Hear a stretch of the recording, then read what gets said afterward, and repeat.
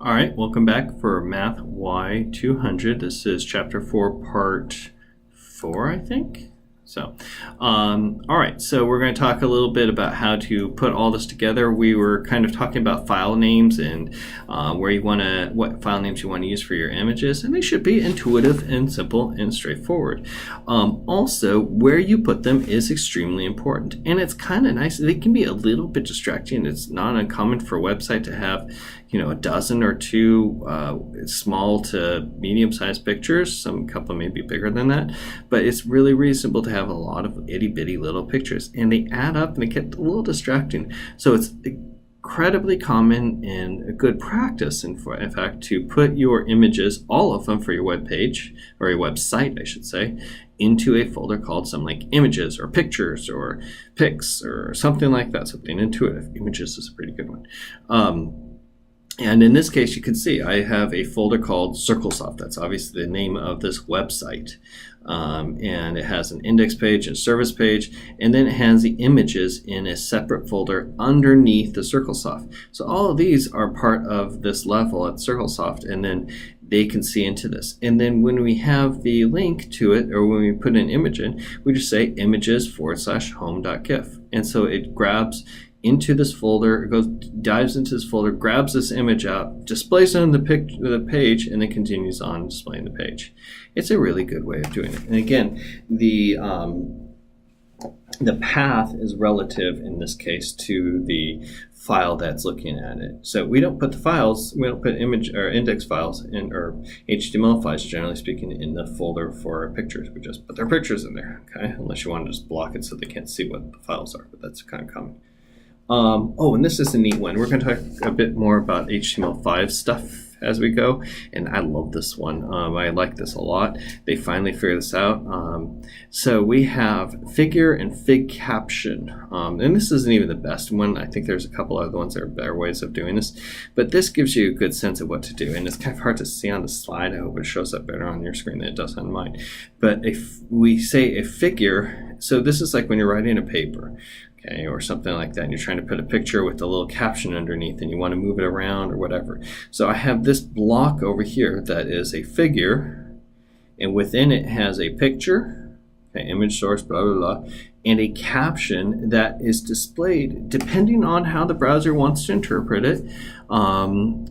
In general, it'll display the figure caption underneath the picture. So it has a picture, and this whole thing is just a figure with a picture and a caption. So it's kind of cool. It's a little hard to see on there, but it is really cool. I did my dissertation with a whole bunch of these. I just did in Word, but I linked each picture to a caption.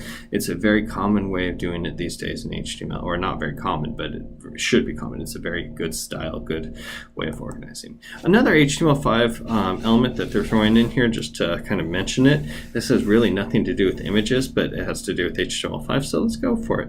The meter element, this is a cool little new attribute that is available to us, and this is not something that is dynamic. It doesn't change. Even the progress bar, which is shown on the next slide, it doesn't actually change as such unless you use some fancy like JavaScript.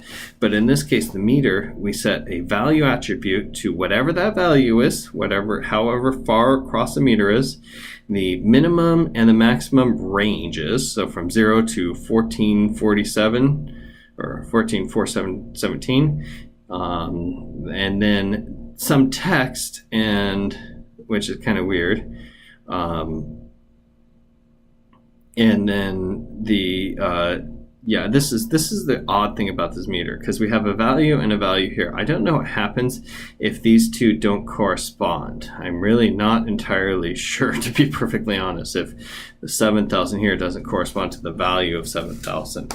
But regardless, this gives you a way of specifying, kind of a little graphic meter. And this will definitely display differently on different browsers, especially because it's a relatively new element that's not used tons, but it's a cool element. You can animate this, you can make it so it progresses through, but you generally don't use that with meter. You usually use that with a progress, but you'll have to do some sort of JavaScript or some fancier thing, which we're not going to get into for this class. there are many ways of doing this to make it so it actually progresses. But this gives you, if you have a page, in this case, a progress report. So it's telling us, oh, hey, we are 5,000 ways to, or 5,000 to our goal of 10,000, or is that 10,000? No, 500,000. So no, that is 10,000. So we're halfway there. And this, again, I'm not sure why there's two breakdowns here. I think you could actually do it without this portion, but this shows you how to use it there. We just kind of broke into a little bit of HTML5. We'll come back to a lot more HTML5, okay? This is another really cool property that we can set for a whole bunch of things, okay? And I used to use the background element. No, it was a background element within the head for displaying it for the page, full page, but this is better. So in this case, I have an image. Say it right down here. I have an image that looks exactly like this. It's a little bar. It's a really long image, okay, horizontally, but not vertically.